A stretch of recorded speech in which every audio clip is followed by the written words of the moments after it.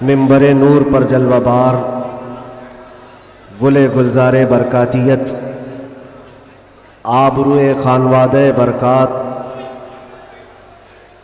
ہم سنیوں کی شان اور ثمرہ اہل سنت و جماعت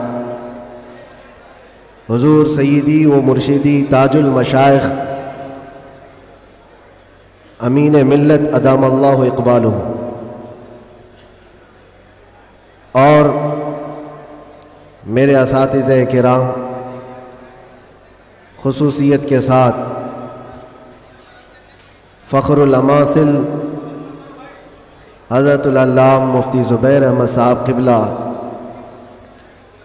مربی و محسن شفیق استاد حضرت علامہ عبدالرب مصباحی صاحب، اساتین ملت علماء اسلام، حاضرین اہل سنت و جماعت، السلام علیکم ورحمۃ اللہ وبرکاتہ۔ الحمد للہ وکفا وسلام علی حبیبہ المصطفیٰ، اما بعد فاعوذ باللہ من الشیطان الرجیم، بسم اللہ الرحمن الرحیم۔ قل هل يستوي الذین يعلمون والذین لا يعلمون، صدق اللہ مولانا العظیم۔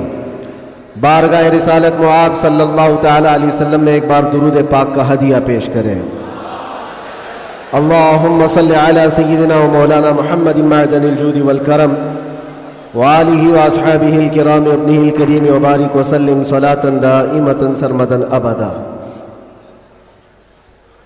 سب سے پہلے میں آپ سب سے گزارش کروں گا کہ آپ جس کیفیت میں ہیں، جہاں ہیں، تھوڑی دیر کے لیے برداشت کریں، بیٹھ جائیں،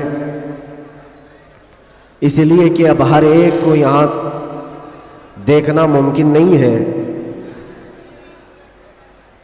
اور آپ سب اللہ کے اس مقدس گھر میں ہیں جہاں کی تھوڑی سی بے ادبی ہمارے اعمال ضائع کر دیتی ہے۔ مجھے یاد ہے آج سے ٹھیک 1 سال پہلے ہم یہیں کھڑے تھے، 2023 کا آخری سماں گزر رہا تھا، اور میں اس وقت یہاں آپ سے بیان کر رہا تھا کہ ہم نئے سال کی تیاری کر رہے ہیں، استقبال کر رہے ہیں، اور شاید پرانا بیان نکالیں تو یاد بھی ہوگا کہ ہم نے یہ کہا تھا کہ 2024 آنے والا ہے، اور 24 ہمارے لیے اچھا ہوتا بھی نہیں ہے۔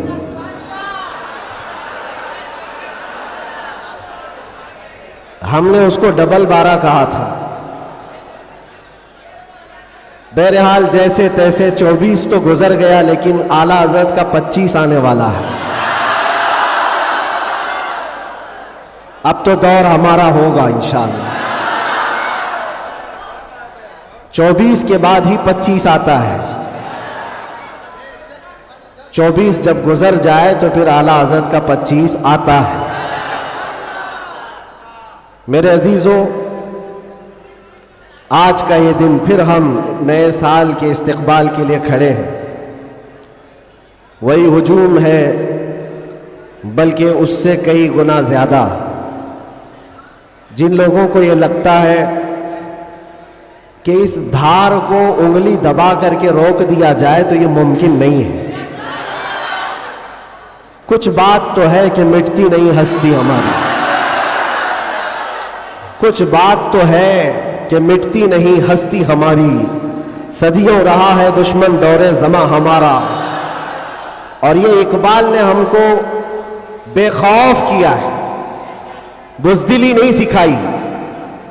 اور خاص طور پر علماء اسلام اور طلباء اسلام یہاں موجود ہیں، یہ کوئی نئی بات نہیں ہے جو کچھ ہم آج دیکھ رہے ہیں، یہ ہماری پرمپرا چلی ہے اور دستور ایسا ہی چلا ہے۔ باطل سے ڈرنے والے آسماں نہیں ہے ہم، 100 بار کر چکا ہے تو امتحان ہمارا، اور توحید کی امانت سینوں میں ہے ہمارے، آسان نہیں مٹانا نام و نشاں ہمارا، آسان نہیں مٹانا نام و نشاں ہمارا۔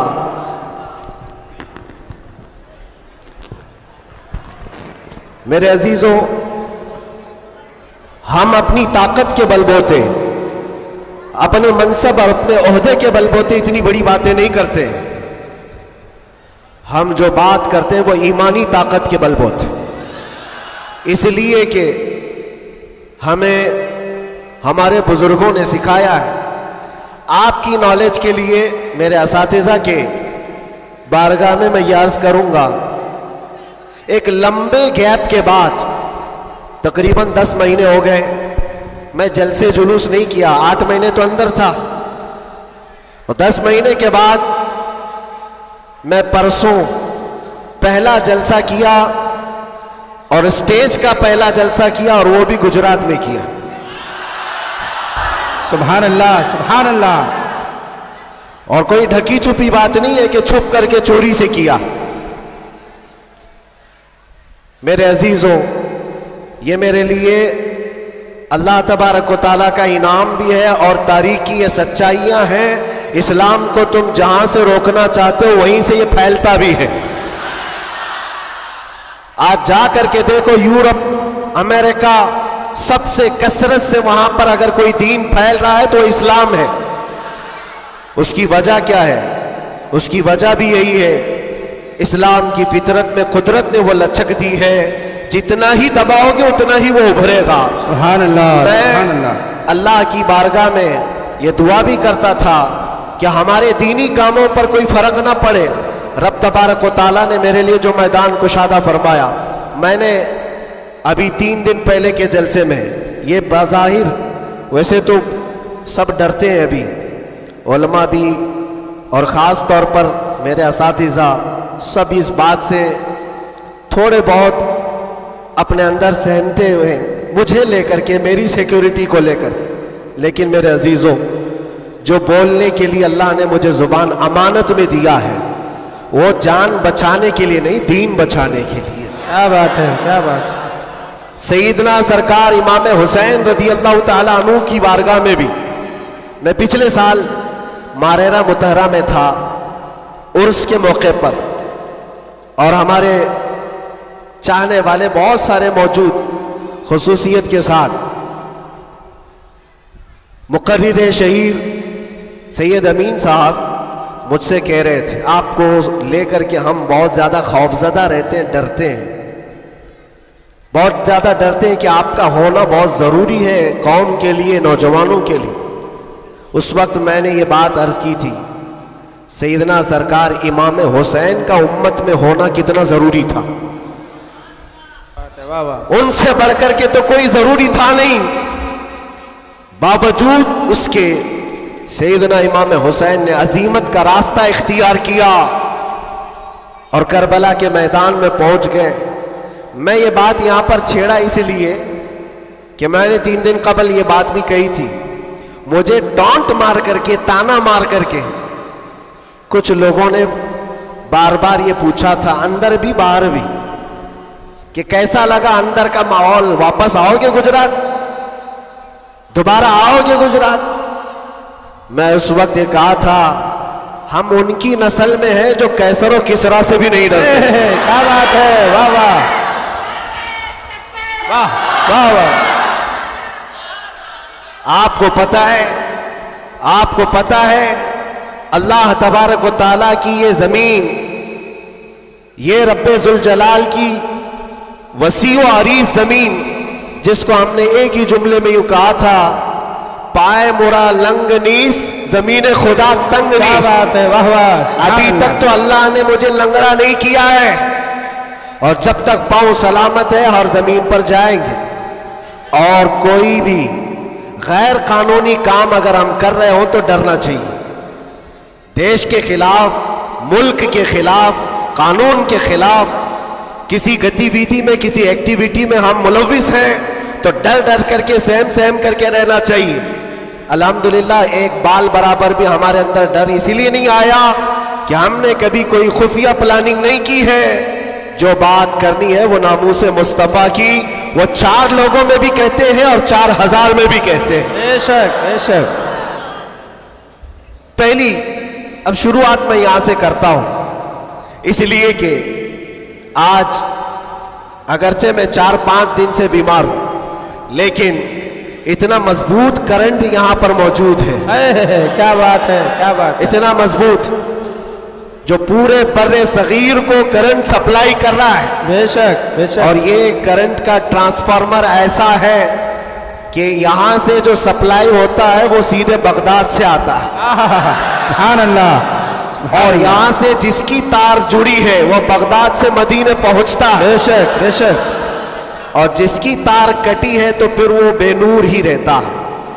میں آپ کو بتا رہا ہوں، شروع کے دن تھوڑی سی بات کہوں گا، اس کے بعد میں اپنے موضوع پر آتا ہوں. آج سے تقریباً 3 سال گزر گئے ہوں گے.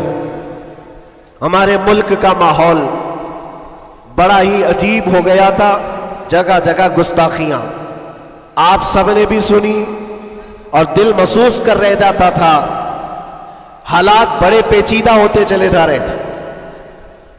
اس وقت ایک پاکھنڈی جو بارگاہ مصطفیٰ میں بار بار بھونکتا تھا، جذبات ہمارے سن کر کے اتنے بے قابو ہوئے تھے. ہم نے کوئی منصوبہ بند یا پلاننگ کے تحت نہیں، ہمارے جذبے اور وجد میں یہ اعلان کیا تھا کہ بہت ہو گئے ان کے ساتھ مناظرے کرنا، ڈیبیٹ کرنا. آؤ میدان میں اترتے ہیں اور دیکھتے ہیں، تم بھی آگ میں کودو، ہم بھی آگ میں کودتے ہیں. یاد ہوگا یہ جذبات میں، وجد میں اور حضور کی محبت میں کہی ہوئی بات تھی. ہم نے کوئی پلان نہیں کیا تھا، کہنا تھا کہہ دیا. اور وہ تو 40-50 لوگوں کے بیچ میں کہی ہوئی بات تھی. مہینے کے بعد پتا چلا کہ اس بات کو اللہ نے پوری دنیا میں پہنچایا. کیا بات ہے، واہ واہ. ہر جگہ ہر علاقے میں پہنچایا، اور جس کو پہنچنا تھا اس تک تو برابر پہنچی. کیا بات ہے، کیا بات اور ہے. پھر بعد میں ہم کو پتا چلا کہ ہم نے کتے کی دم پر برابر پاؤں رکھا ہے. واہ واہ واہ واہ. اب سنیے، میں یہ بات کیوں چھیڑ رہا ہوں، آج یہ بات مجھے عرض کرنی کیوں پڑ رہی ہے.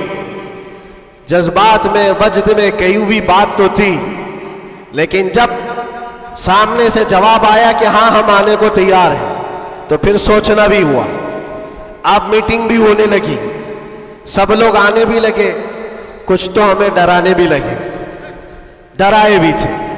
کیا ہوگا تمہارا، اتنا بڑا اعلان کر دیو، جل جاؤ گے، مر جاؤ گے تو کروڑوں مسلمانوں کا ایمان کیا ہوگا. بہت سارے معاملات تھے. میں اس وقت پھر سوچنے پر مجبور ہوا. میں نے میرے باپ کے لیے، میری ماں کے لیے، میرے خاندان کے لیے تو نہیں کہا، اس حق رسول کے لیے کہا جس سے روشنی تو سورج بھی پاتا ہے. بے شک. آہا. ہے خلیل اللہ کو حاجت رسول اللہ کی. سبحان اللہ سبحان اللہ. اب دل میں یہ وسوسے بھی تو آتے، انسانی فطرت کا تقاضا ہے. گھبراہٹ بھی تھی.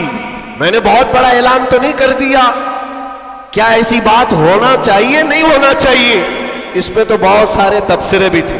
میں نے یہ باتیں کبھی کہی نہیں، اس لیے کہ حالات تھے، ہوئے، گزر گئے، لیکن میں نے کبھی کہا نہیں. آج اس لیے کہہ رہا ہوں کہ یہاں کرنٹ زیادہ ہے، کیا بات ہے. اس لیے کہہ رہا ہوں. اس وقت گھبراہٹ، وسوسے بھی، الگ الگ قسم کی باتیں، لاک ڈاؤن کا ماحول الگ، میرے گھر پر الگ پہرے بندی، یہ سارے معاملات میں جانتے ہو میرے عزیزوں، اس وقت جب کبھی گھبراہٹ کے شکار ہو کر، بے قابو ہو کر، ہم کچھ سوچنے کے لیے یا کچھ مشورے کے لیے ادھر ادھر نگاہیں اٹھاتے ہیں تو ہر کوئی ڈرا بھی رہا ہے، الگ الگ مشورے بھی دے رہا ہے. بڑی ہمت کے ساتھ مارارا متحرہ کے اس عظیم ٹرانسفارمر پر میں نے کانٹیکٹ کیا حضور امین ملت کی بارگاہ میں. میں نے عرض کیا کہ حضور بات ایسی ہے، ناموس مصطفیٰ کی بات ہے اور حضور کی عزت کی بات ہے. غریب ہے، فقیر ہے یہ آدمی، میرے پاس نہ علم کی دولت نہ میرے پاس عمل کی دولت. میں نے تو اعلان کر دیا اور میں جانا چاہتا ہوں دلی. آپ کیا فرماتے ہیں؟ بڑے بڑے پیروں کی بات الگ ہے میرے عزیزوں، سب کمفرٹ زون میں بیٹھنے والوں کی بات نہیں کرتا، بڑے شاہانہ کرسیوں پر بیٹھ کر کے لوگوں میں اپنا رعب جمانے والوں کی بات نہیں کرتا. اس عظیم مرد قلندر کا جواب آتا ہے، کہتے ہیں کہ بچے تو نے اپنے گھر کے لیے نہیں پکارا ہے، وہ میرے نانا جان کی بھی عزت ہے، پورے کائنات کی بھی. अल्लाह के अजीम रसूल की नारे रिसालत, नारे रिसालत, बरकाती दूल्हा,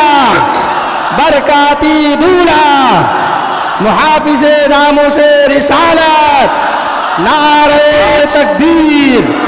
वाह, बात यहीं पर खत्म नहीं होती कि अगर कह दिया कि तूने ऐलान कर दिया अच्छी बात है, जाओ अल्लाह ताला तुम्हारी हिफाजत करेगा, मैं यहाँ बैठकर दुआ करता हूँ।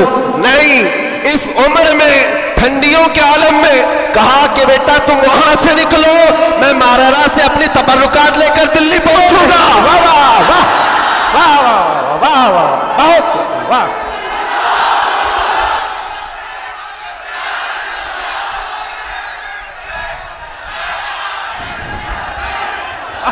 वाह वाह, सुभान अल्लाह, सुभान अल्लाह।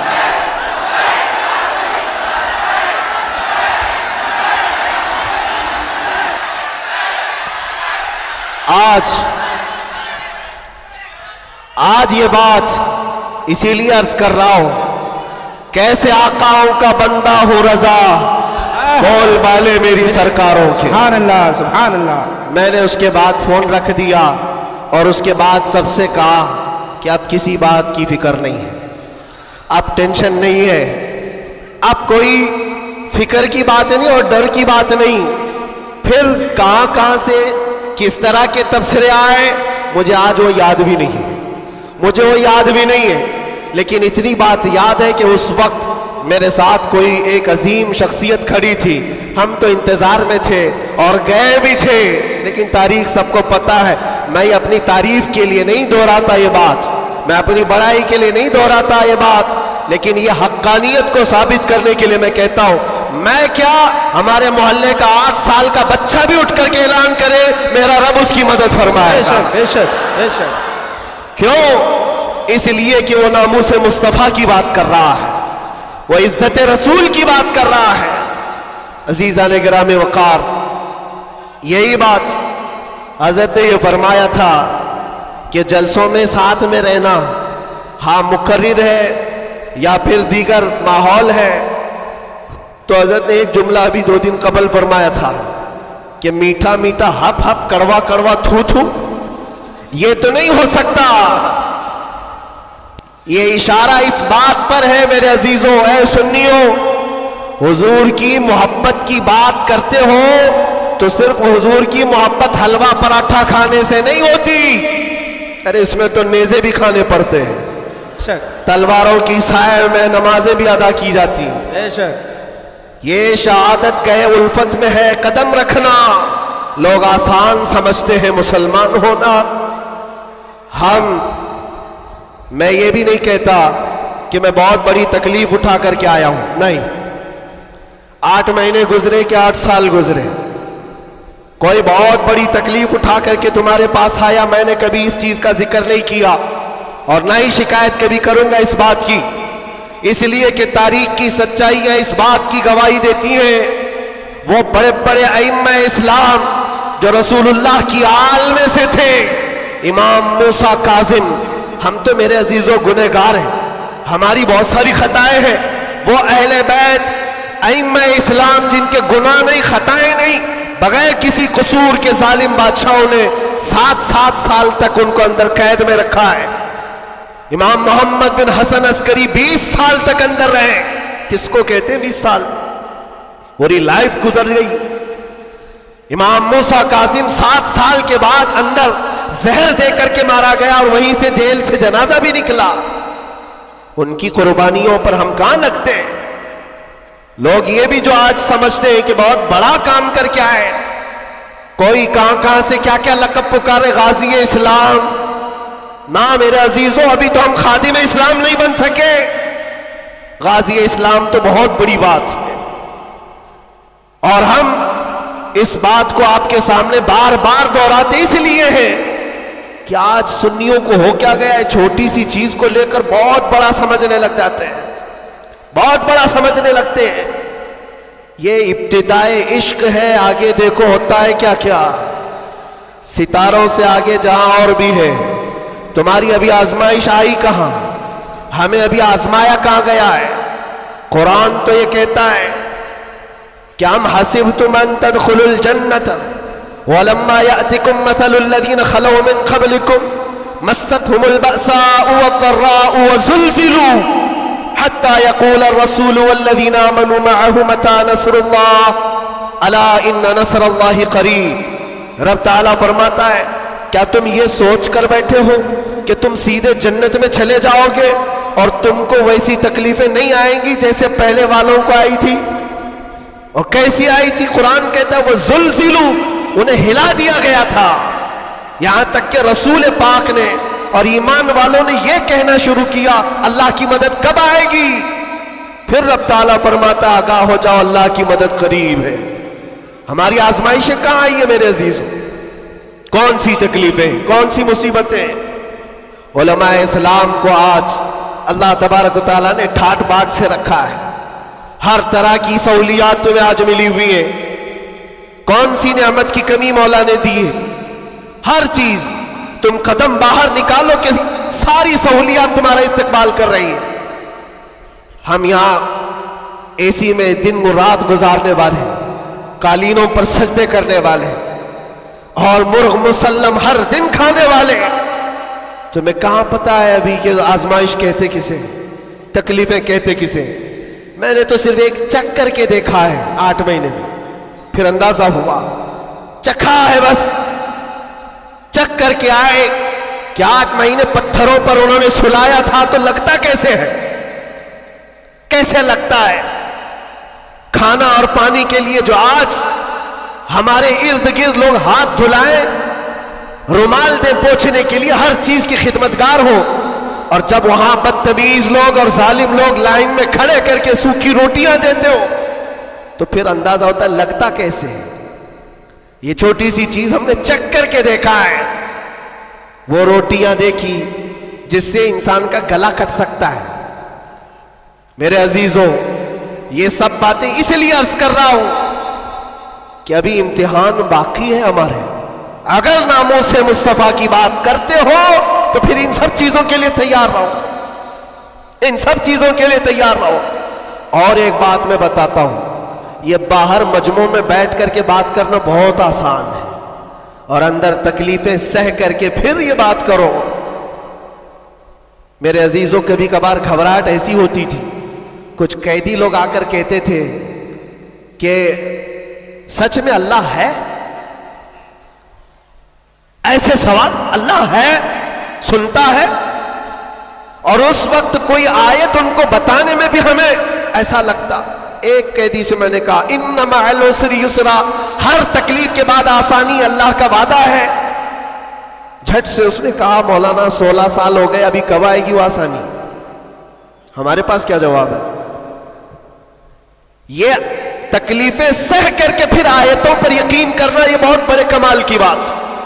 یہاں باہر بیٹھ کر کے جو تسلی کی باتیں کریں، میرے عزیزوں بہتوں کو ہم نے دیکھا ہے، بہتوں کو جان بھی دیں گے، گردن بھی کٹا دیں گے، بہت ساری باتیں۔ اسی سے اندازہ ہو جاتا ہے جو صبح بستر نہیں چھوڑ سکتا وہ کیا گردن کٹائے گا؟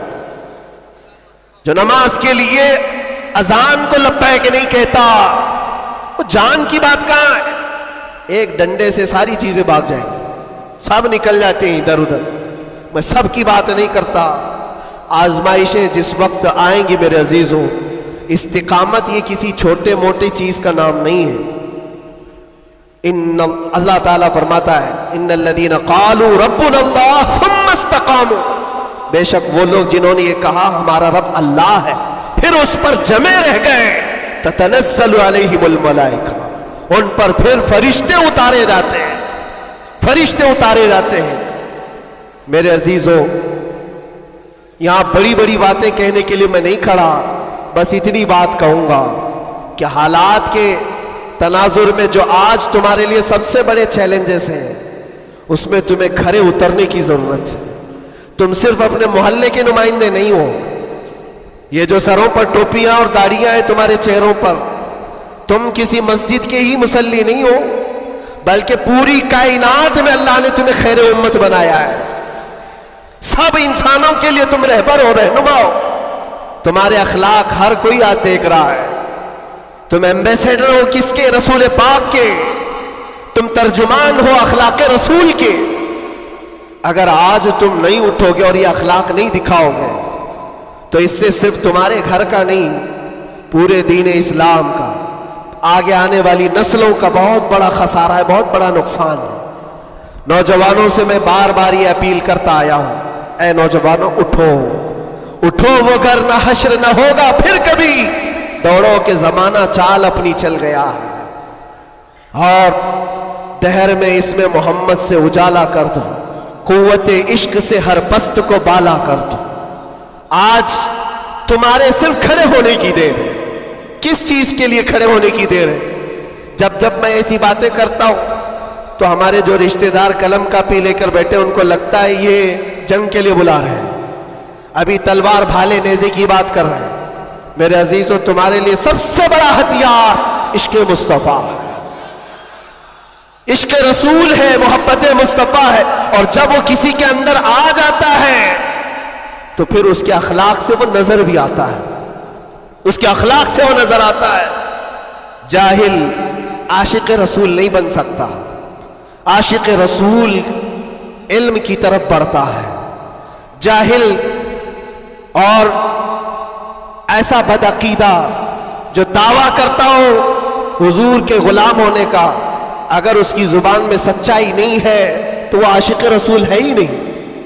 اللہ کے نبی صلی اللہ تعالیٰ علیہ وسلم نے فرمایا، میرے غلاموں میں سے جتنے ہیں اگر کوئی منافق ہو تو منافق کے اندر دو عادتیں جمع نہیں ہو سکتی.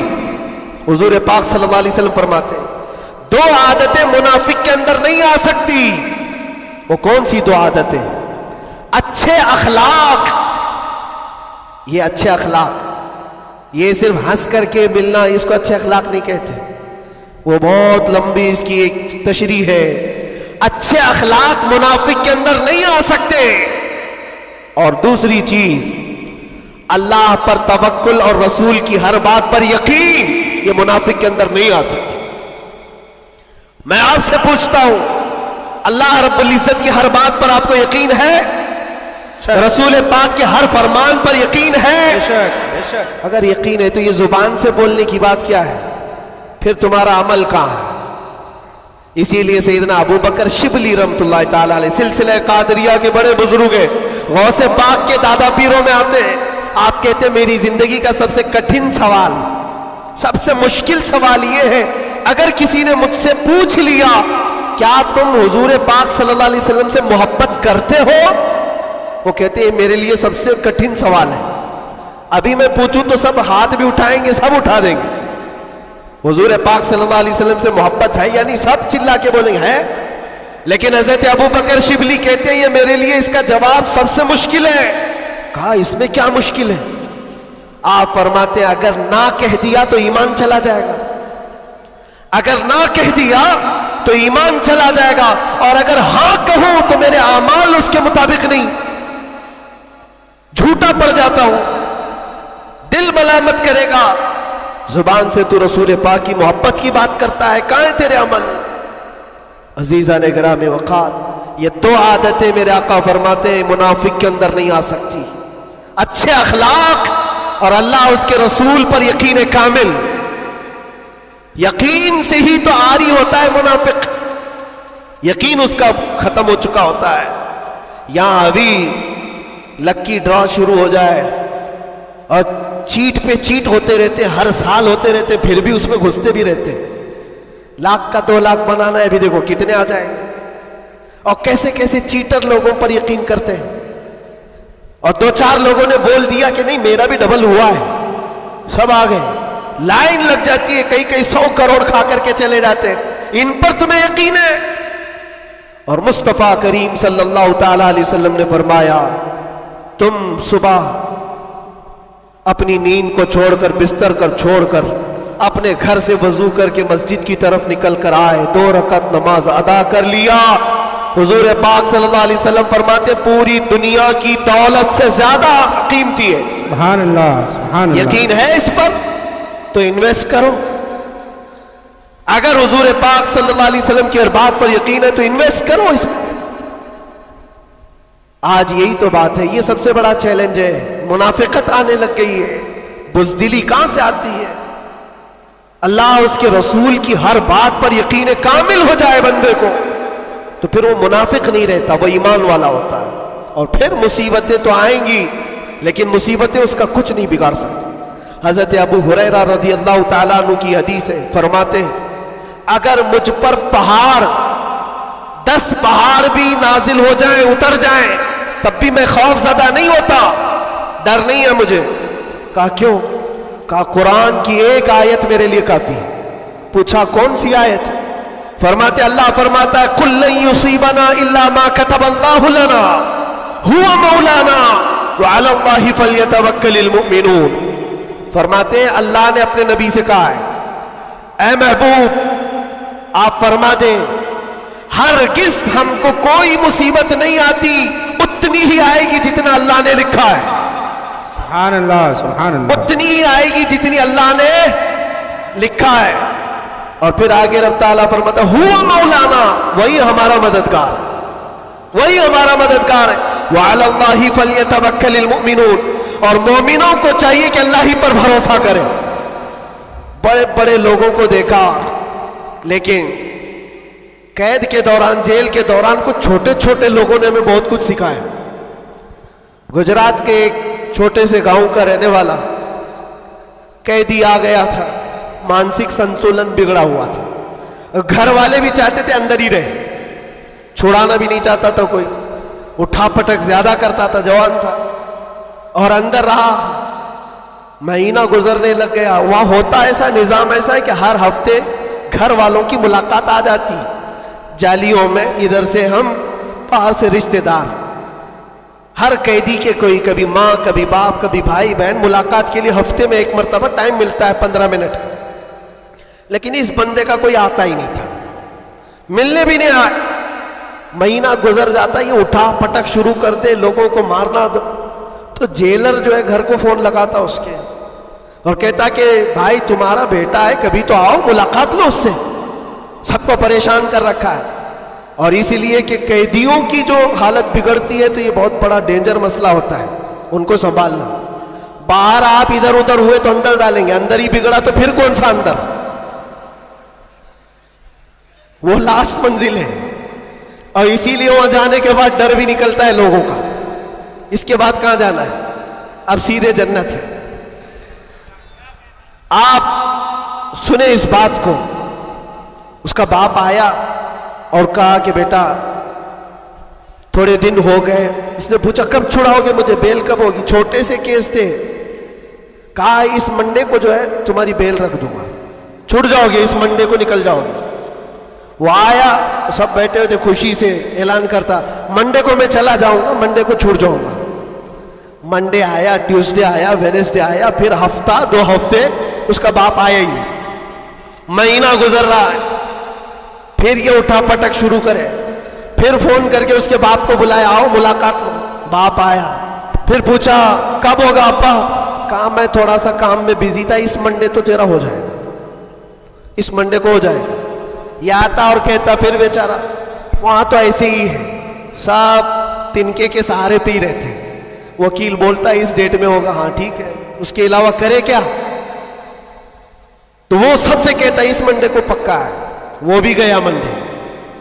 پھر 1 مہینہ گزرا, یہ 6 مہینے اس کا باپ ہر منڈے کو ہی بولتا تھا, بار بار آئے, توجہ چاہتا ہوں.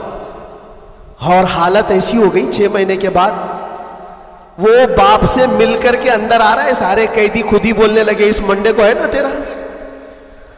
اس کے بولنے سے پہلے ہی کہتے اس منڈے کو بیل ہے نا تمہاری, ضمانت ہونے والی ہے. اس کو ہرٹ ہو گیا, تکلیف ہو گئی. جب دل پر کسی کے چوٹ لگتی ہے تو ٹوٹے ہوئے دلوں کی بہت جلدی سنی بھی جاتی ہے. اس نے جھلا کر کے کہا تھا, گالی دے کر کے کہا تھا, کرمنل تھا, گالی دے کر کے کہا تھا سب کو تم لوگ میرا مذاق اڑا رہے ہو, میرے باپ کی وجہ سے یا جیلر کی وجہ سے میں اندر نہیں ہوں. میرا خدا اتنے دن کا لکھا ہے اور جس دن لکھے گا تم سب دیکھتے رہو گے, میں چلا جاؤں گا. کیا بات ہے, واہ واہ. ہم نے سوچا یہ کہاں سے اتنا بڑا ایمان آیا. اور اتفاق سے سنیچر کے دن وہ اپنے باپ سے مل کر کے آیا تھا, اس کو چڑھایا گیا تھا اور وہ بپھر کر کے اس طرح کی بات کیا تھا, اور منڈے کے دن اس کا باپ ضمانت کا بیڑا لے کر آ ہی گیا اور وہ ہنستے خوشی سے جا رہا تھا اور کہا میں نہیں کہہ رہا تھا, میرا خدا جب تک لکھا ہوا ہے تب تک میں یہاں رہوں گا, کسی کے باپ کی طاقت نہیں ہمیں اندر رکھنے کی, اسی لیے میں کہتا ہوں میرے عزیزوں جو بھی مصیبتیں آئیں گی ہمارا عقیدہ ہے اللہ نے فرمایا اتنی پہنچیں گی جتنی اللہ نے لکھا ہے, اور مددگار بھی وہی ہے, مددگار بھی وہی ہے. میں اس سے قبل بھی آپ کے یہاں ایک بات سنایا تھا حضرت سیدنا یوسف علیہ الصلوۃ والتسلیم کے متعلق. آپ جیل کے اندر 7 سال کاٹ لیے اور 2 قیدیوں نے خواب دیکھا تھا.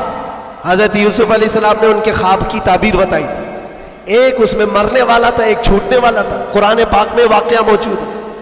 جو چھوٹنے والا تھا اس کو یوسف علیہ السلام نے کہا تھا کہ میں تیرے خواب کی تعبیر بتا رہا ہوں, چھوٹ کر کے جائے گا تو, بادشاہ بدل چکا ہے, جو مجھے قید میں ڈالا تھا وہ نہیں ہے, مصر کا بادشاہ بھی بدل گیا ہے, جانا اور بادشاہ سے میری درخواست رکھنا کہ میں بے قصور کئی سالوں سے اندر قید میں ہوں. یہ قیدی اپنے خواب کی تعبیر کے مطابق ہی, اس نے خواب دیکھا تھا, اس کی تعبیر کے مطابق چھوٹ گیا, اور جیل سے چھوٹنے والا سب بھول بھی جاتا ہے, پلٹ کے دروازہ بھی نہیں دیکھتا, کون ہے کیا ہے سب بھول جاتا ہے, اور وہ بھی گیا بیچارہ, سب بھول گیا. اور بادشاہ کے سپاہیوں میں نے مصاحبین میں خاص لوگوں میں شامل ہو گئے, لیکن اس کو وہ بات یاد نہ آئی یوسف علیہ السلام نے کیا کہا تھا. یوسف علیہ السلام کی جو درخواست تھی بادشاہ کے پاس وہ بھول گیا, اور بعض روایتوں میں پھر 7 سال گزر گئے بنا کسی غلطی اور قصور کے.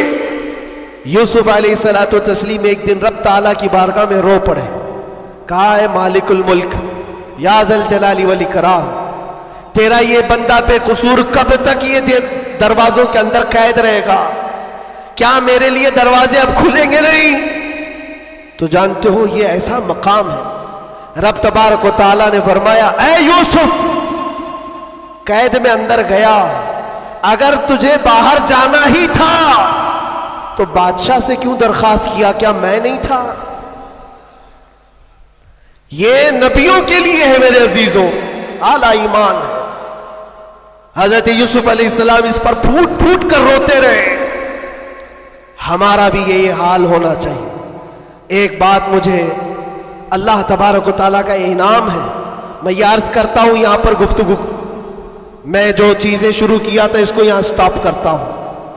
سارے لوگوں نے دعائیں کی مجھے پتا ہے, اور سب سے زیادہ میں نے حضور تاج الشریعہ کو اور حضور امین ملت کو خواب میں بار بار دیکھا, اور حضرت نے ابھی مجھ سے کہا تھا کہ ہم سب پریشان تھے, بہت دعائیں کرتے تھے.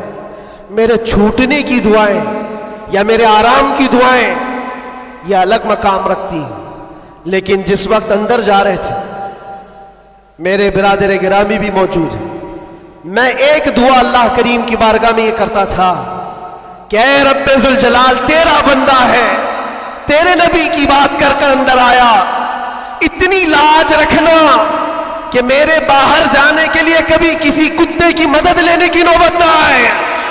کیا بات ہے, واہ واہ واہ واہ, کسی ظالم کی مدد لینے کی نوبت نہ آئے. اور رب تبارک و تعالیٰ نے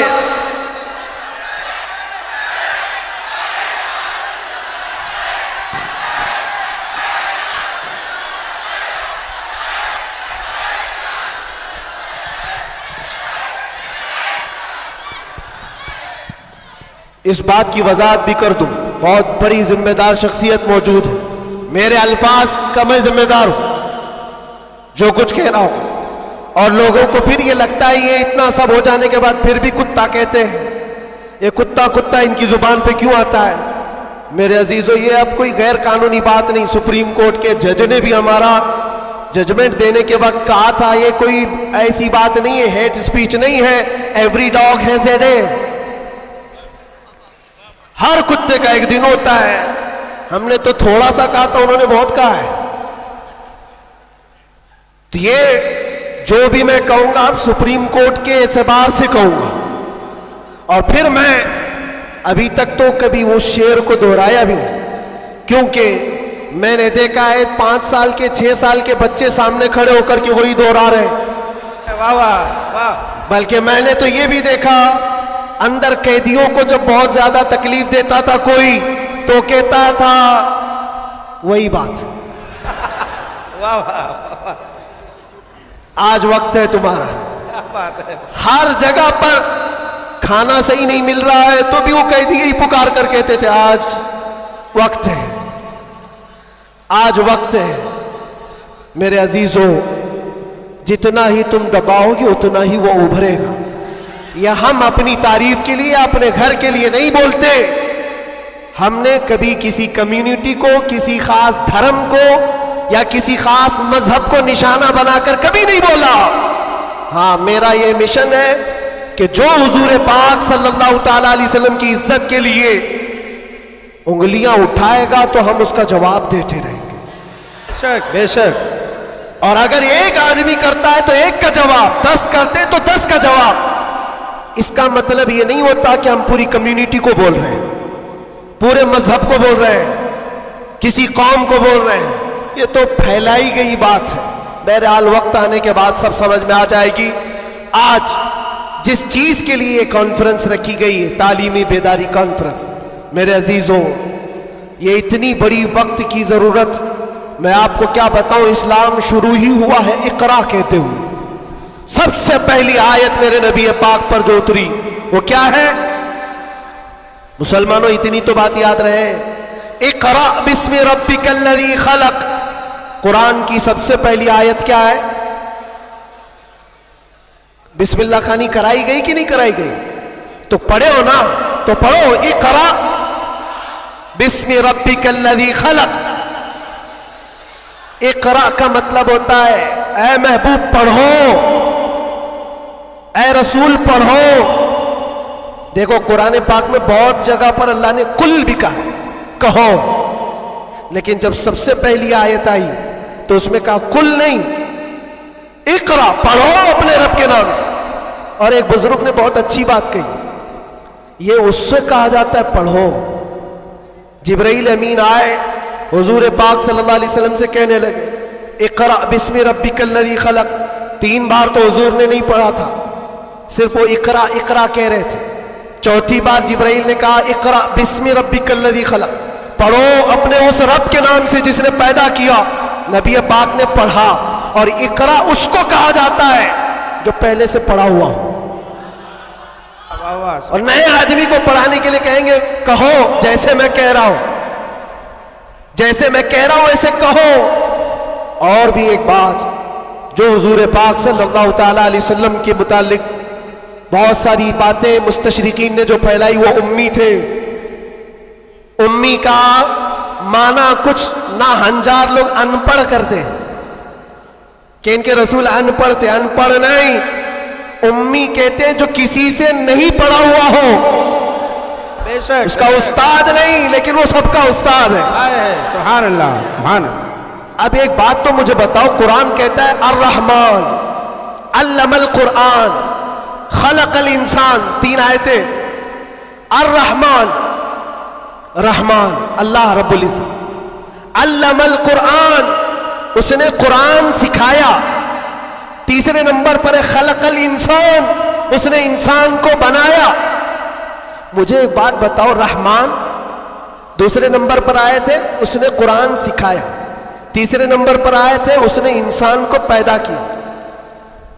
انسان کو پیدا کیا یہ تیسرے نمبر پر, قرآن سکھایا یہ پہلے دوسرے نمبر پر. جب انسان بعد میں پیدا ہوا ہے تو قرآن سکھایا کس کو؟ کیا بات ہے, واہ واہ. الرحمن علم القرآن, وہ رحمان ہے جس نے قرآن سکھایا پھر انسان بنایا. مفسرین فرماتے ہیں یہ جو انسان پیدا کیا اس سے مراد آدم علیہ السلام ہے, اور قرآن سکھایا اس سے مراد محمد رسول اللہ. اللہ سبحان اللہ. اور اب تبارک و تعالیٰ نے اپنے نبی کو اس وقت علم دیا ہے جب ابھی آدم کو پیدا بھی نہیں کیا. معلم کائنات کی امت ہو میرے عزیزوں, معلم کائنات کی تم امت ہو, اور جاہل رہنا تمہیں زیب دیتا ہے؟ اس رسول پاک کی امت ہو جس نے پوری کائنات کو علم کا انقلاب دیا ہے، علم کا انقلاب۔ جب حضور پاک صلی اللہ علیہ وسلم مدینہ طیبہ تشریف لائے تھے، 6 لوگوں کو صرف لکھنا آتا تھا، قلم پکڑنا کتنے لوگوں کو آتا تھا؟ 6 لوگ۔ 10 سال کا عرصہ گزرا، حضور پاک صلی اللہ علیہ وسلم کی وفات کے وقت 80,000 لوگوں کے ہاتھوں میں قلم تھا۔ سبحان اللہ، سبحان اللہ۔ یہ انقلاب زندگی بھر کا کوئی ٹیچر بھی نہیں کرتا، وہ رسول پاک صلی اللہ تعالی علیہ وسلم نے علم کا عظیم انقلاب پیدا کیا تھا۔ اور اس رسول کی امت اگر جاہل ہو تو یہ کیسے زیب دیتا ہے؟ اسی لیے میں نے دیکھا ہے بہت ساری جگہوں پر بڑی بڑی تحریکیں چلتی ہیں، لیکن رسول پاک صلی اللہ تعالی علیہ وسلم کا سچا جانشین، ان کی آل و اولاد کا یہ سچا جانشین مارارا متحرہ کا اور خانوادہ برکات کا چشم و چراغ اعلان کرتا ہے، آدھی روٹی کھائیں گے اور بچوں کو۔ سبحان اللہ۔ یہ صرف مارارا کا اعلان نہیں، یہ رسول پاک کا مشن ہے، یہ انقلاب ہے جو نبی پاک صلی اللہ تعالی علیہ وسلم کا لایا ہوا۔ اگر تم جاہل رہو گے، بے نور رہو گے، جاہل آدمی حلال و حرام میں تمیز نہیں کر سکتا، جاہل کو کفر اور ایمان پتہ نہیں ہے، جاہل کب گمراہ ہوگا اسے خود پتہ نہیں چلتا۔ اس لیے میرے عزیزوں، علم کے بغیر اسلام بھی نہیں ہے، علم کے بغیر اسلام نہیں۔ آپ کو پتہ ہے دور جہالت کہا جاتا ہے اسلام سے پہلے والے دور کو، اور دور اسلام، اسلام کے بعد۔ اسلام اور جہالت تو اپوزٹ چیزیں، یہ کبھی ایک جگہ آ نہیں سکتی۔ آج امت کے اندر ہم دیکھ رہے ہیں کچھ لوگوں کو میں نے دیکھا اندر، جن سے پوچھا گیا پہلا کلمہ کیا ہے تو آئیں ٹائیں کر رہے ہیں، نہیں پتہ ہے تمہارے نبی کون، یہ بھی نہیں پتا۔ ہم تو اس خوش فہمی میں چل رہے ہیں، جمعہ میں بھیڑ ہے، جلسوں میں بھیڑ ہے، سب کی ٹوپی ہے، سب کو آتا ہوگا، کھنگالو تو کلمہ بھی نہیں آ رہا ہے۔ یوں ہی یہ مصیبتیں نہیں آ رہی ہیں میرے عزیز، یوں ہی ہم کو ڈرایا اور دھمکایا نہیں جا رہا ہے۔ تمہارے اندر علم کی دولت ہو تو تم اپنے رب تبارک و تعالیٰ کی ذات پر یقین کامل کے ساتھ جیو۔ آج دلم الیقین کے ساتھ جو جیتے وہ جہالت کی وجہ ہے، جہالت ہے۔ اور جو جس طرح ہانکنا چاہے آج ہانک رہا ہے تمہیں۔ علم کی طرف آؤ، علم کی طرف۔ ہر بچے کو آج پڑھا لکھا ہوا ہونا ضروری ہے، ہر بچے کو۔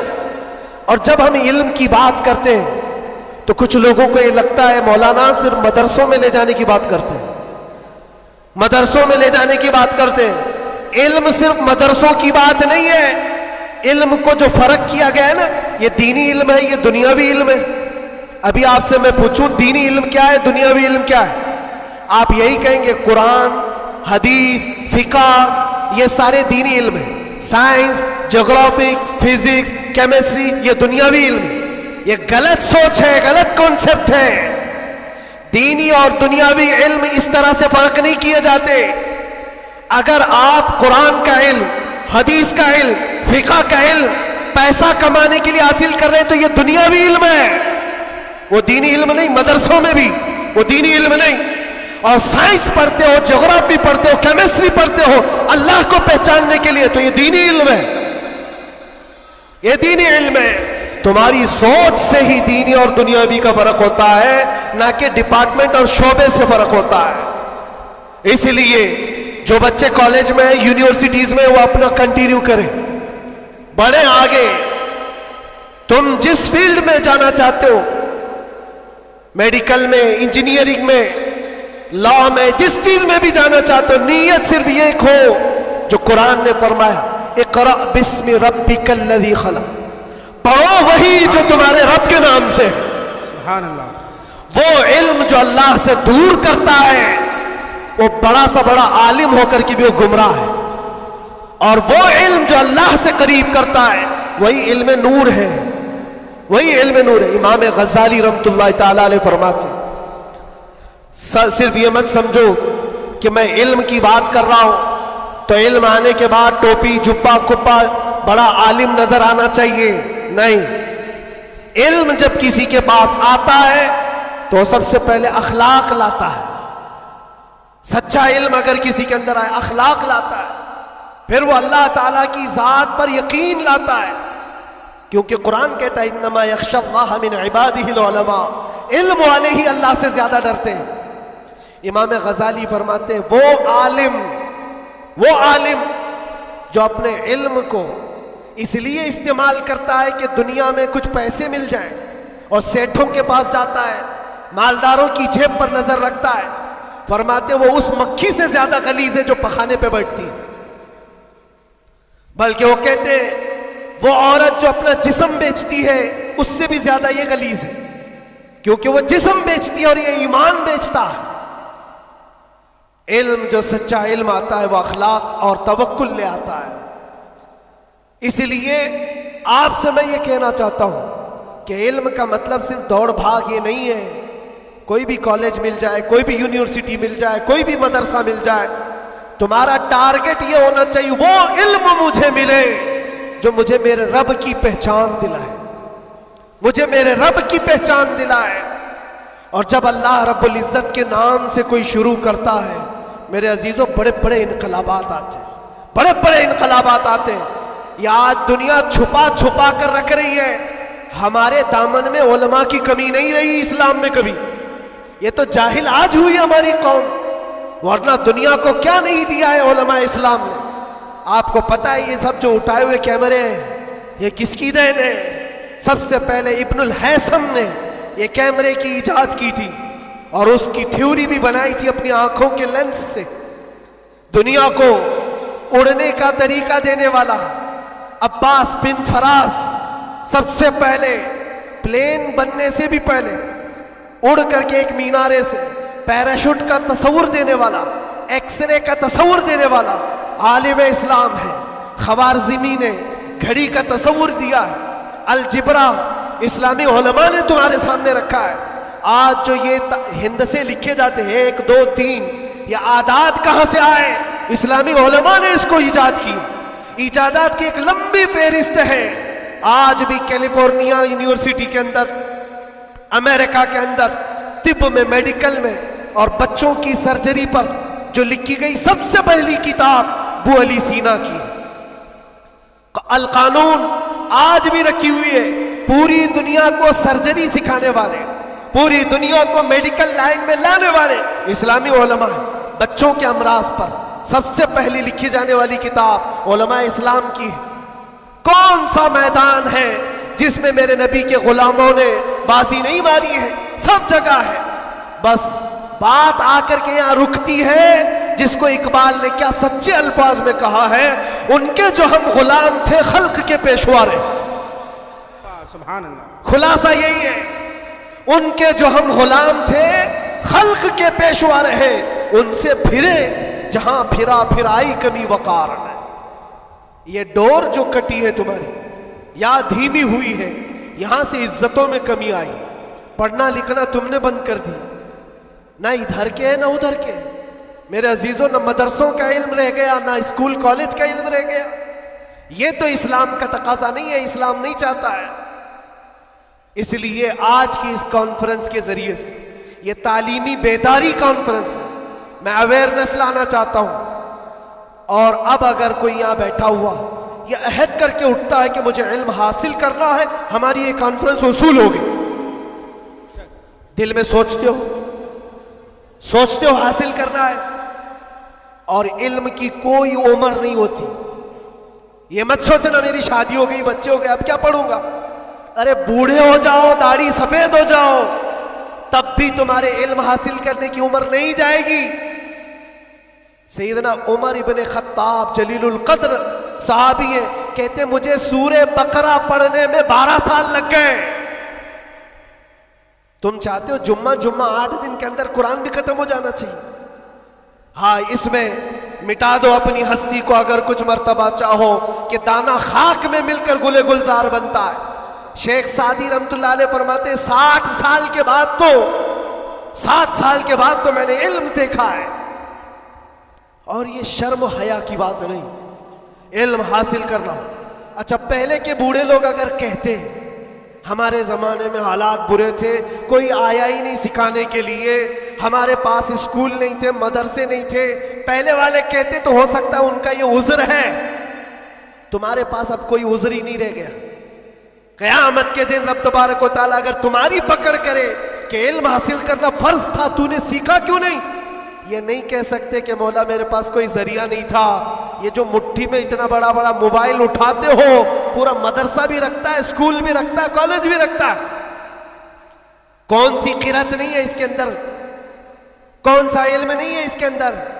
لیکن نوجوانوں کو یہ لگتا ہے یہ موبائل تو پب جی کے لیے آیا ہوا ہے, یہ موبائل تو فیس بک انسٹا کے لیے آیا ہوا ہے, تمہیں تو بہت کچھ حاصل کرنے کا ذریعہ یہ موبائل پکڑا دیا گیا ہے. اب قیامت کے دن تمہارے پاس عذر نہیں ہوگا, عذر نہیں ہوگا. تم سے اگر سوال ہوا کہ وضو میں کتنے فرائض تھے, نماز میں کتنے فرائض تھے, قرآن تجوید کے ساتھ پڑھنے کے کیا کیا اصول تھے, تم ہائے ہائے ہائے ہائے کرتے رہ گئے, مجھے پتہ ہی نہیں, کوئی پڑھایا نہیں, تو پوچھا جائے گا تیرے پاس ذریعہ تھا, ابھی جا کر سرچ کر کے دیکھ لینا وضو میں کتنے فرائض ہیں. موبائل 1 منٹ سے پہلے تمہیں لا کے دکھا دے, بتا دے گا. ہاں زیادہ سے زیادہ کیا ہوگا, کنفیوژن, کیا میں نے سرچ تو کیا ہے وضو میں کتنے فرض, اب آ تو گیا جواب, لیکن یہ پتہ نہیں چل رہا یہ اپوزیشن کا ہے کہ ہمارا ہے. اس کے لیے تو علماء بیٹھے ہوئے ہیں. اتنا پوچھ سکتے ہو کہ حضرت میں نے ریسرچ کیا ہے, یہ ساری چیزیں تو مجھے مل گئی. حضور پاک صلی اللہ علیہ وسلم کے لیے میں نے سرچ کیا, حضور کی عمر کتنی تھی, حضور کے ازواج کتنے تھے, حضور کی اولاد کتنی تھی, حضور پاک نے مکے میں کتنے دن گزارے, مکے میں مدینے میں کتنے گزارے, کتنے غزوات میں حضور شریک ہوئے, سب میں نے سرچ کیا ہے, مجھے جواب ملا ہے. اس پر پورا یقین کرنے سے پہلے کسی عالم اہل سنت کے پاس آ جاؤ اور کراس ویریفیکیشن کرنا, بس اتنا ہی ذمہ داری. کیونکہ مولانا لوگ بھی تو جان چھڑاتے ہیں, بھائی ٹائم نہیں ہمارے پاس, کتنا پڑھائیں گے تم کو, صبح بھی دوپہر میں بھی, تمہارے اپنے الگ ٹائم ہے, ان کے الگ ٹائم ہے. تو ان سے کہو ہم آپ کے پاس گھنٹہ بھر پڑھنے کے لیے نہیں آ رہے, صرف اتنا بتا دو یہ جو میں نے سرچ کیا ہے یہ صحیح ہے کہ نہیں. اتنا تو کوئی بھی عالم دین تمہارے ساتھ تعاون کر سکتا ہے. آج سے کریں گے انشاءاللہ. 2025 تمہارا پورا سیرت مصطفیٰ پڑھنے میں گزرنا چاہیے, گزرے گا انشاءاللہ.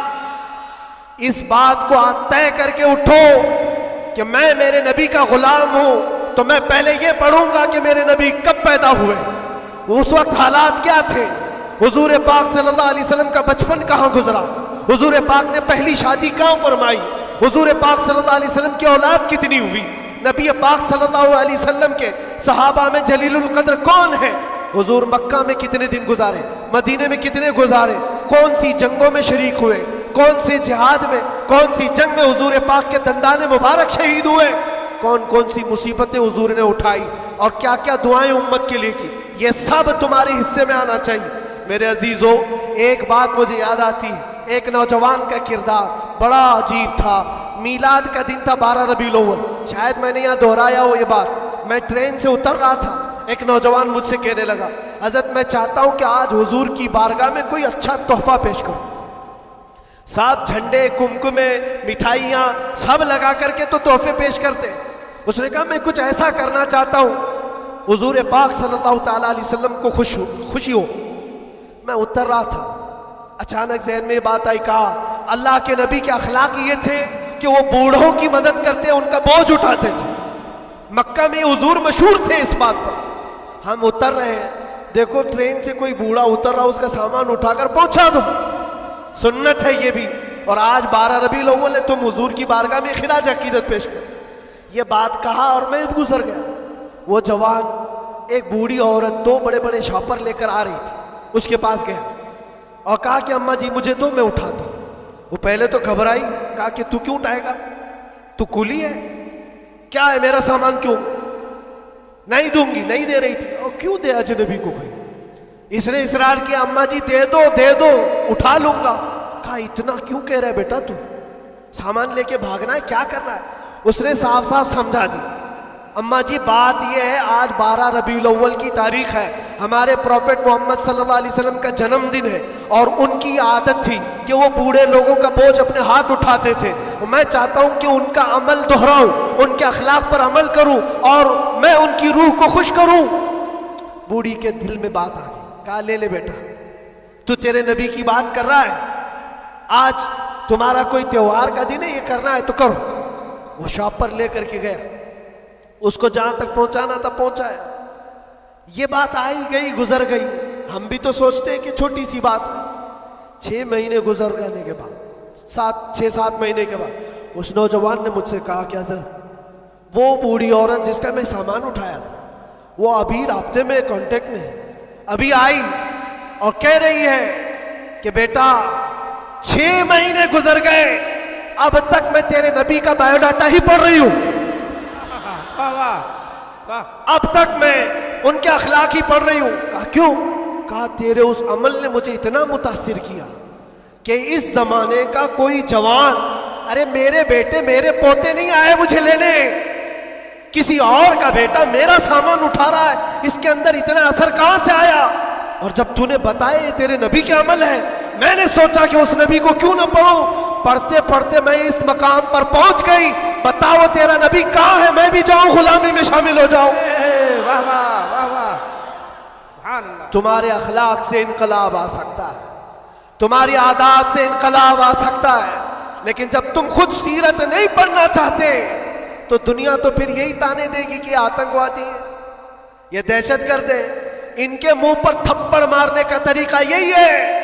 ہم تمہاری سرٹیفکیٹ کے محتاج نہیں ہیں، ہم تمہارے بولے جانے سے کچھ بھی پرواہ نہیں کرتے، تمہیں اپنے نبی کے اخلاق کر کے دکھانا ہے، کر کے دکھانا ہے.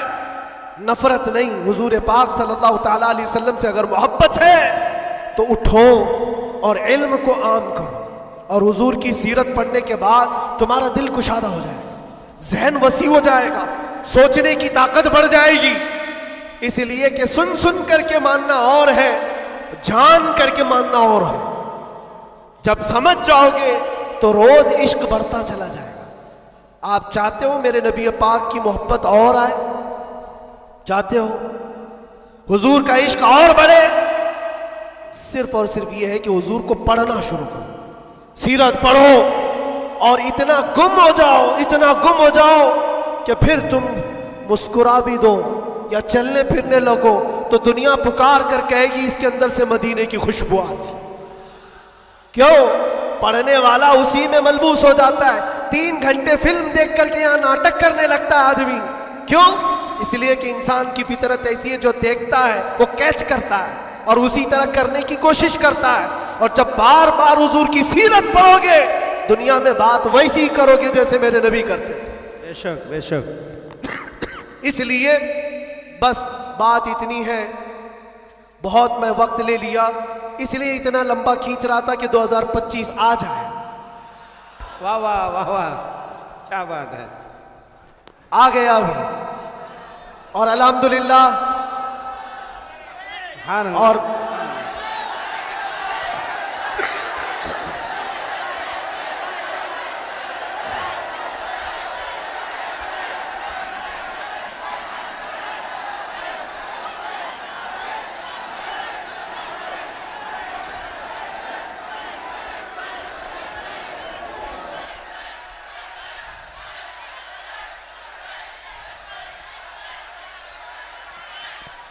اللہ تبارک و تعالی اس آنے والے سال کو ہم سب کے لیے خیر و برکت والا سال بنائے. بلا اور مصیبتوں سے اللہ ہم سب کو نجات رکھے، اور اس پورے سال کو اللہ تعالی ہم سب کے ایمان اور عقیدے میں جلا عطا کرے.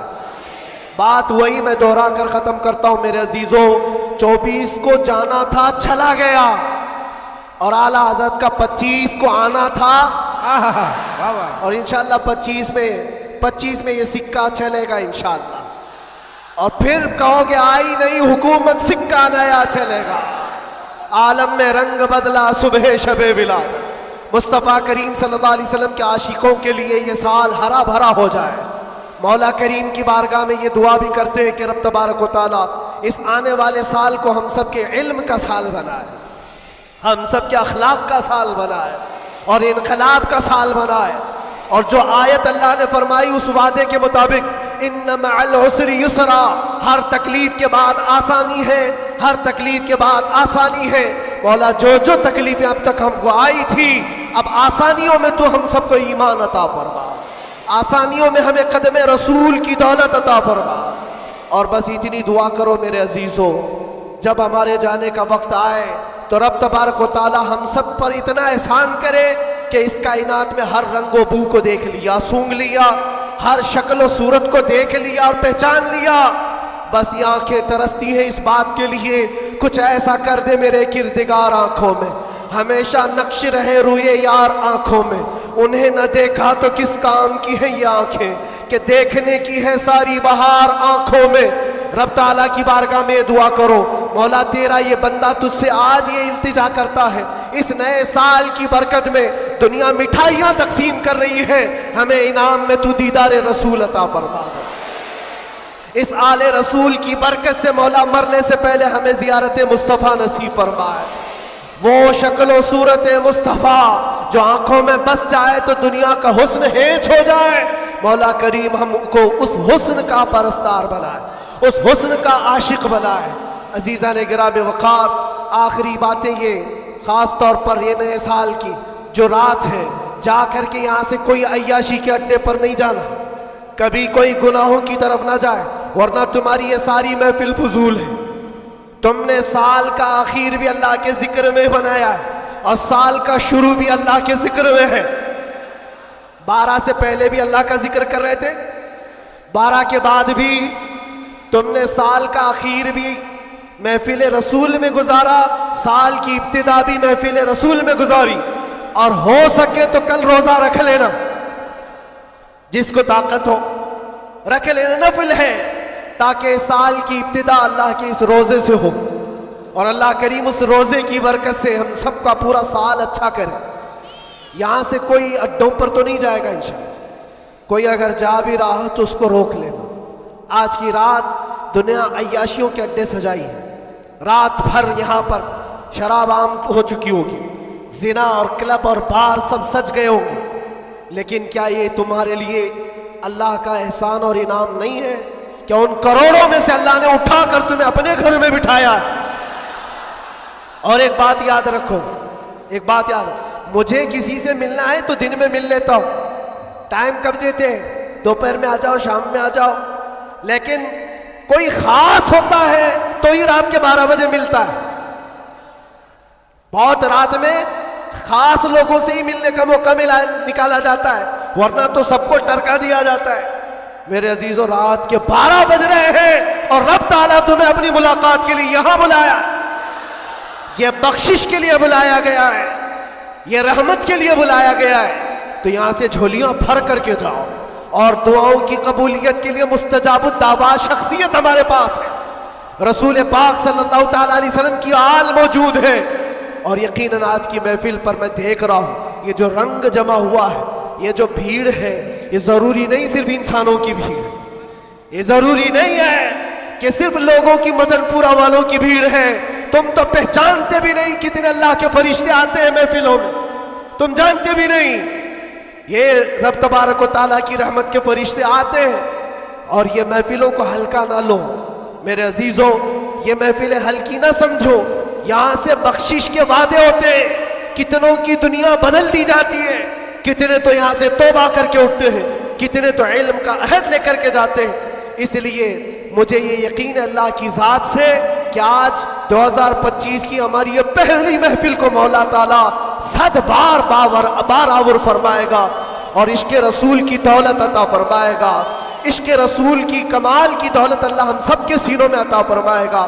اور باقی رہے جو حالات، اس سے ڈرنا نہیں ہے، جمے رہنا ہے، کھڑے رہنا ہے، اور ناموس مصطفیٰ پر کسی سے سمجھوتا نہیں کرنا ہے. اور کوئی غیر قانونی کام بھی جذبات میں آ کر کے اچھل کود کرنے سے نہیں ہوتا. ہوش و حواس کے ساتھ، ہوش و حواس کے ساتھ. حضور پاک کی محبت صرف اور صرف جوش سے نعرے لگانے کا نام نہیں ہے، ہوش و حواس کے ساتھ کھڑے ہونا اور دنیا کو جواب دینا.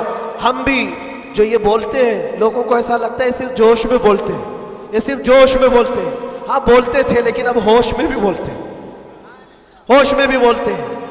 اور ڈر کر کے نہیں, بلکہ اس لیے کہ حضور پاک صلی اللہ تعالیٰ علیہ وسلم کی امت کی خدمت کرنی ہے, حضور کے ناموس کے لیے کام کرنا ہے. اس لیے آپ بھی ہوش سے کام لیں. کوئی بھی سر پھرا اٹھ کر کے الگ ایسی ویسی حرکت نہ کریں. حضور کی محبت یقیناً امتحان لیتی ہے, لیکن اپنے آپ کو ہلاکت میں ڈالنے کی اجازت بھی نہیں دیتی. اپنے آپ کو یا قوم کو ہلاکت میں ڈالنے کی اجازت نہیں دیتی. اب یہ بات, نعرہ تکبیر, نعرہ رسالت. آپ بیٹھے رہیں, آپ لوگ بیٹھے رہیں.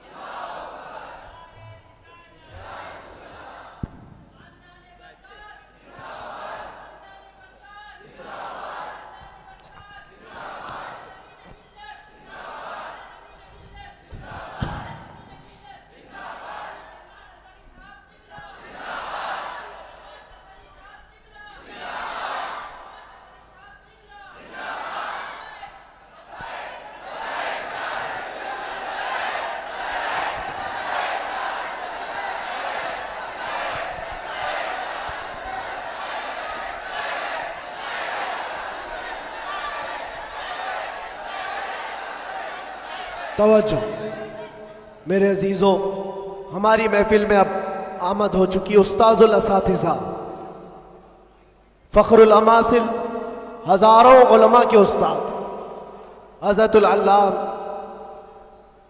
مولانا مفتی مسعود احمد برکاتی صاحب قبلہ, استاذ الجامعۃ الاشرفیہ مبارک پور. یہاں پر تشریف ہے, ہمارے دادا استاد بھی ہیں, اور انشاءاللہ العزیز آپ ان کو سنیں گے. اور اب ہمارا وقت ہو گیا. مسئلہ بھی ہے, پانی جب آ جاتا ہے تو تیمم ٹوٹ جاتا ہے. اب یہ تیمم تھا جو ٹیمپرری آپ کے پاس چل رہا تھا, اب پکا پانی آپ کے پاس ہے, آپ کو انہیں سننا ہے. بس اس شعر کے ساتھ میں اپنی گفتگو کو ختم کرتا ہوں. لب لباب حاصل کلام, خلاصہ گفتگو یہ ہے کہ محمد سے وفا تو نے تو ہم تیرے ہیں.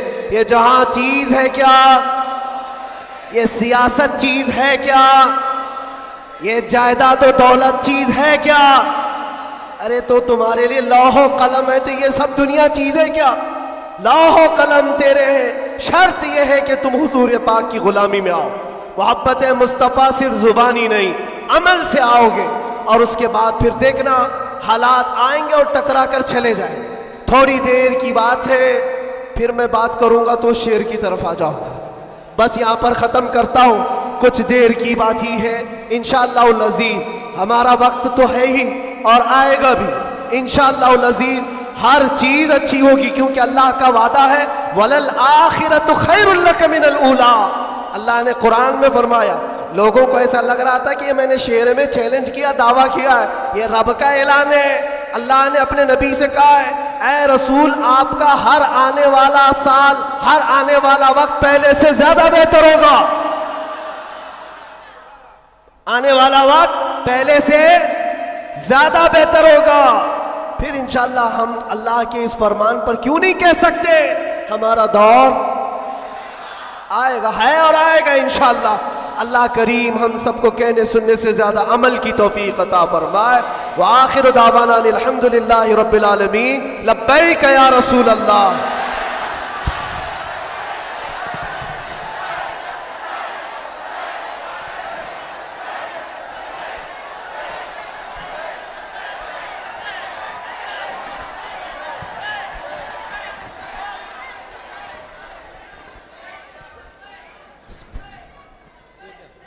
ماشاء اللہ, سبحان اللہ, بڑا ہی پرمغز.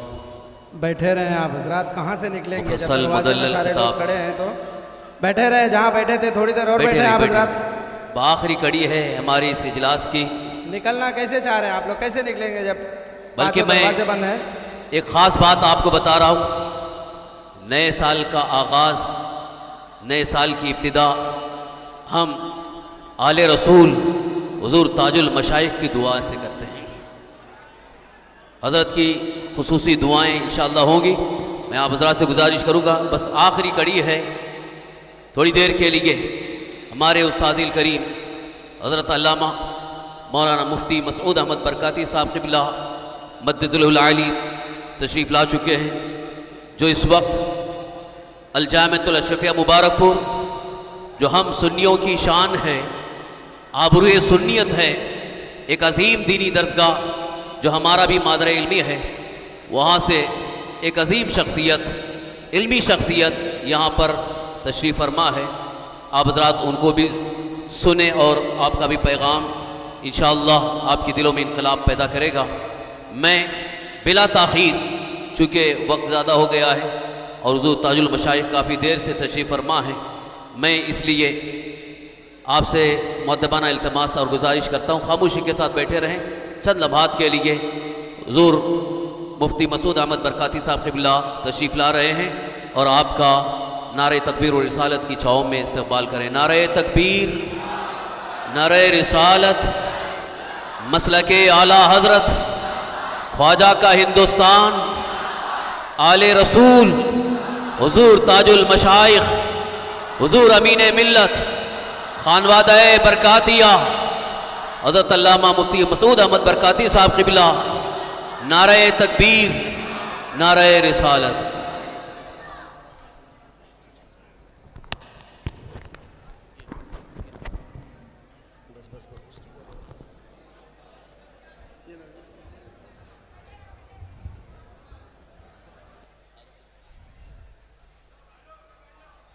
بیٹھ جائیں آپ لوگ، بیٹھ جائیں.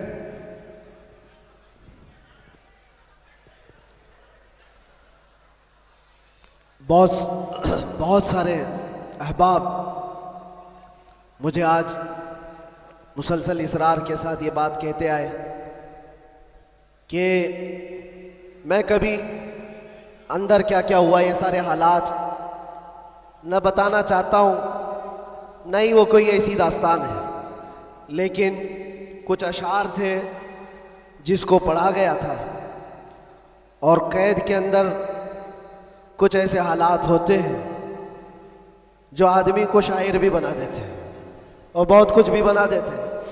حضرت کی بارگاہ میں یہ عرض کر رہا ہوں، دو چند اشعار ہیں، اس کو سنیں. جن لوگوں نے مجھے اصرار کیا، میں شاعر نہیں ہوں اور مجھے شعر و شاعری یاد بھی نہیں رہتی ہے میری تقریروں میں بھول بھی جاتا ہوں.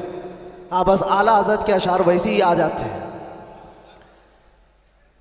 عرض کیے تھے، بس تھوڑی دیر.